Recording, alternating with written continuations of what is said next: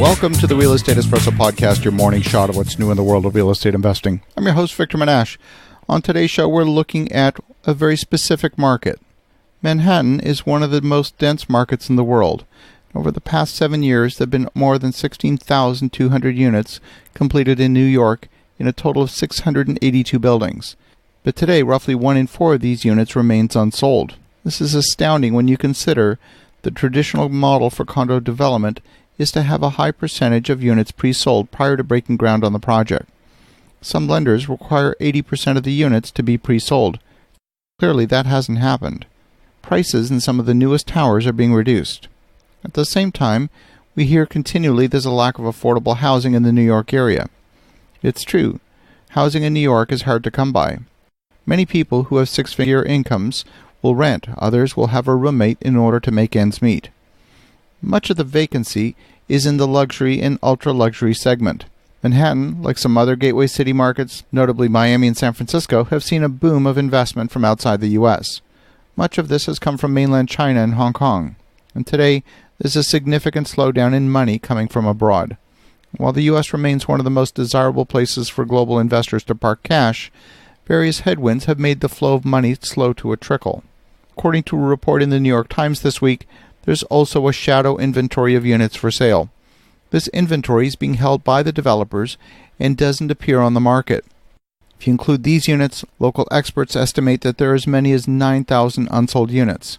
Of the 12,133 new condos sold between 2013 and August of this year, 38% have appeared on the market as rentals. That's an alarming number. New York condos are not a great cash flow play. You're paying over $4,000 per square foot for new condos in New York, and the rents are anywhere from $10 to $15 per square foot. That means a tiny 400 square foot one-bedroom apartment in a luxury tower could run you about $5,000 a month in rent. That doesn't come close to making the numbers work as an investment. The search for affordable apartments in New York turns up a lot of listings around $3,000 to $5,000 per month. It's all relative. The fact is, rents are falling in New York. Across the city, rental vacancy rate was most recently recorded at 3.63%, which translates to about 79,000 units. That sounds like a lot, but you've got to remember it's a big city. The number of units for rent under $2,000 is very, very low. The national vacancy rate is 6.9%, and the vacancy rate in New York City is at its highest in Manhattan at 4.73%, and its lowest in the Bronx at 2.71%. That's really where the lowest prices are. New York City vacancy rate varies greatly by price, with higher vacancy among the more expensive apartments and lower vacancy among the less expensive apartments.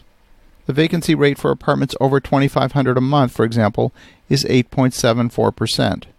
These numbers suggest that renters who are looking at lower price points are going to face much lower inventory and much more competition than renters who are searching in the higher price points. Of course, price point doesn't really communicate anything about quality. There's some really poor quality apartments renting at very high prices. On the demand side, New York continues to add a lot of high-quality jobs. Despite Amazon's announcement to pull out of its planned expansion into Long Island City, several other tech businesses are expanding their presence in New York, including Google, Facebook, Twitter, and Salesforce.com. So what does all this have to do with supply and demand? We're seeing the top end of the market is being oversupplied, and the middle of the market and below is traditionally undersupplied. There's really no good reason for New York to be that much more expensive than the rest of the country. Building materials cost pretty much the same regardless where you put them.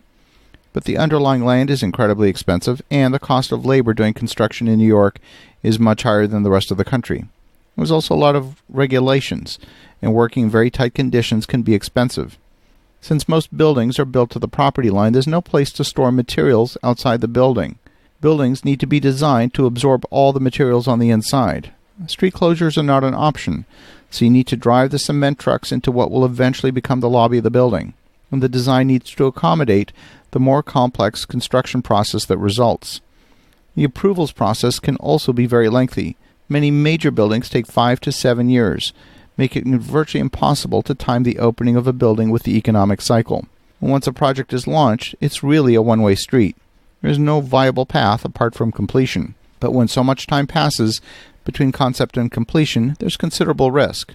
I'm definitely in favor of development, and probably 90% of our business consists of new construction, but I'm not in favor of building in areas where the delay between concept and completion is so large.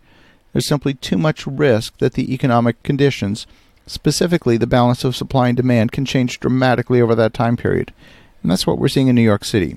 Whether you're looking to buy or to build, pay very close attention not just at what's happening in the market averages, but in specific segments of the market. As you think about that, have an awesome rest of your day. Go make some great things happen. I'll talk to you again tomorrow.